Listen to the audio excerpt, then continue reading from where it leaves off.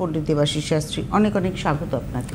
নমস্কার। নমস্কার দর্শক বন্ধু, আমার মা ও ভাই বোনেরা, দূর দূরান্ত কাছে পিঠে সকলকে আন্তরিক অভিনন্দন এবং শ্রদ্ধা জ্ঞাপন করছি। জ্যোতিষগুরু পণ্ডিত দেবাশিস শাস্ত্রী, আপনাদের এই কাছের মানুষ, কাজের মানুষ, সকলের দেবাশিসদা।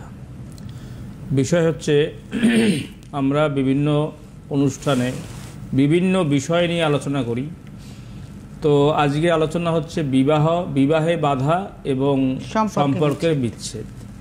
কেন এটা বারবার হচ্ছে এবং আজকালকার সময় বর্তমান সিচুয়েশানে ঘরে ঘরে বিবাহ বিচ্ছেদ, সম্পর্কের বিচ্ছেদ এরকম কিন্তু ঘটছে। ভালোভাবে বিয়ে দিচ্ছেন, তারপরে শ্বশুরবাড়ি যাওয়ার পরে সেখানে কিন্তু অশান্তি, ঝামেলা, কেস খামারি, ডিভোর্স ফাইল হয়। এই সমস্ত আলোচনা নিয়েই আজকে আমাদের অনুষ্ঠান। তো আপনারা নিশ্চয়ই দেখে থাকুন আমাদের লাইভ ফোনিং অনুষ্ঠান, লাইভে নিশ্চয়ই কথা বলতে পারবেন। তো আজকের অনুষ্ঠান হচ্ছে বিবাহে বাধা, সম্পর্কের বিচ্ছেদ। এই যে বিবাহে বাধা, এই বিবাহে বাধা কেন হচ্ছে?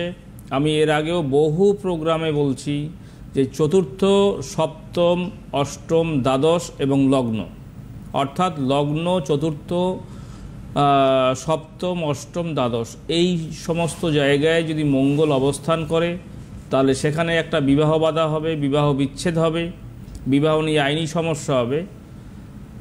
যেমন লগ্নে যদি মঙ্গল থাকে সেখানে বিবাহে বাধা হবে, যদি সপ্তমে মঙ্গল থাকে সেখানে বিবাহে বাধা হবে, বিবাহ সমস্যা হবে। অষ্টমে যদি মঙ্গল থাকে সেখানে বিবাহ বিচ্ছেদ হবে, বা দ্বাদশে যদি মঙ্গল থাকে সেখানে বিবাহ বিচ্ছেদ, ডিভোর্স কেস, খামারি মামলা, মোকদ্দমা এই সমস্ত কিন্তু হবে। আবার যদি দ্বাদশে রাহুর সঙ্গে মঙ্গল কানেক্টিভিটি থাকে তাহলে আইনি জটিলতায় একদম পরিপূর্ণ আইনি জটিলতা হবে। এই সমস্ত কানেক্টিভিটি যদি থাকে তার কারণের জন্য কিন্তু এই বিবাহের বাধা হয়। সম্পর্কের বিচ্ছেদ, বারবার প্রেম হচ্ছে, বারবার সম্পর্ক বিচ্ছেদ হচ্ছে, আজকের এর সঙ্গে কালকে তার সঙ্গে, পরশুদিনকার তার সঙ্গে, এইভাবে বারবার প্রেম ভালোবাসা হয়। যখনই আপনি বুঝতে পারবেন যে আপনার জীবনে বারবার প্রেম ভালোবাসা আসছে, ডিসকানেক্ট হচ্ছে, তখনই আপনি বুঝতে হবে যে আপনার জন্মকোষ্ঠীর মধ্যে কোনো না কোনো অশুভ পাপগ্রহ অবস্থান করছে, যার ফলে যে হাউজে রয়েছে সেটা হতে পারে লগ্ন, সেটা হতে পারে পঞ্চম হাউস, সেটা হতে পারে সপ্তম হাউস, সেটা হতে পারে দশম হাউস, সেটা হতে পারে একাদশ হাউস, সেটা হতে পারে দ্বাদশ হাউস।